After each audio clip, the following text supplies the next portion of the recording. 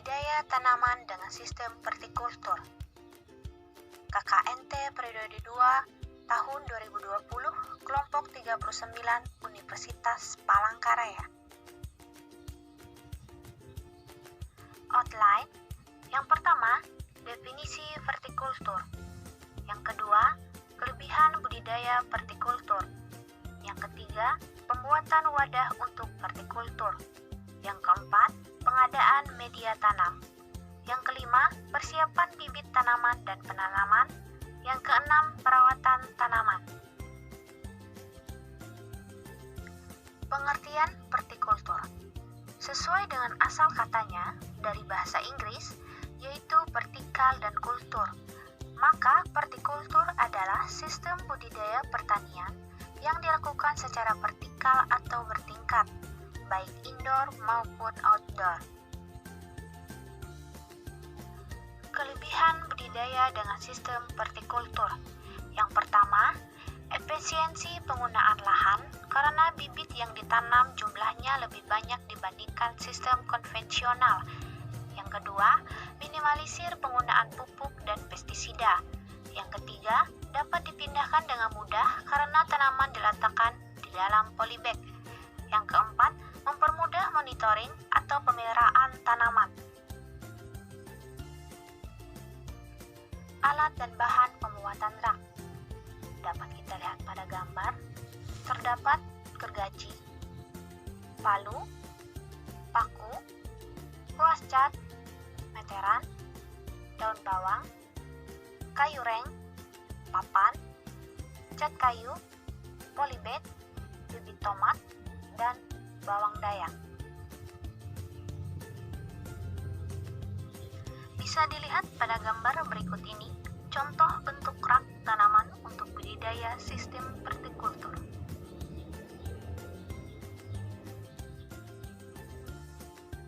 Pengadaan media tanam. Media tanam yang digunakan adalah campuran antara tanah, pupuk kompos, dan sekam dengan perbandingan 1:1:1. Setelah semua bahan terkumpul, dilakukan percampuran hingga merata. Persiapan bibit tanaman dan penanaman.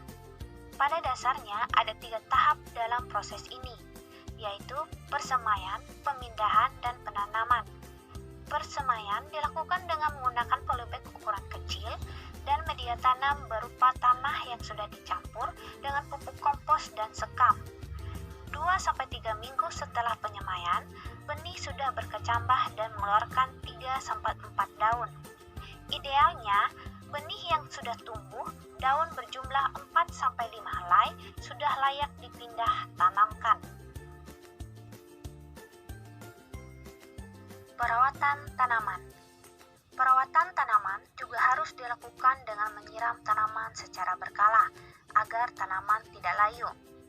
Tanaman yang sakit tidak hanya karena kekurangan nutrisi, namun dapat juga karena serangan organisme pengganggu tanaman. Hal ini dapat diminimalisir dengan penggunaan pestisida. Namun, penggunaan pestisida secara berlebihan dapat merusak kondisi lingkungan. Alat dan bahan pembuatan pesnap. Yang pertama, ulekan. Yang kedua, bawang putih. Yang ketiga, minyak goreng. Yang keempat, saringan. Yang kelima, deterjen. Yang keenam, air. Dan yang ketujuh, gelas plastik.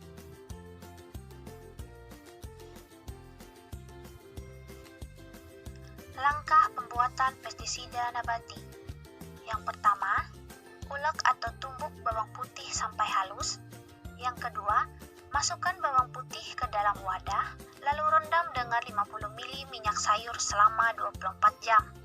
Yang ketiga, saring rendaman bawang putih yang sudah didiamkan selama 24 jam, lalu masukkan deterjen dan air. Kemudian, diaduk atau dikocok sampai tercampur rata. Selanjutnya, pestisida nabati dari bawang putih siap digunakan. Demikianlah penjelasan tentang budidaya tanaman dengan sistem vertikultur. kelompok 39 KKNT periode 2 tahun 2020 Universitas Palangkaraya. Sekian dan terima kasih.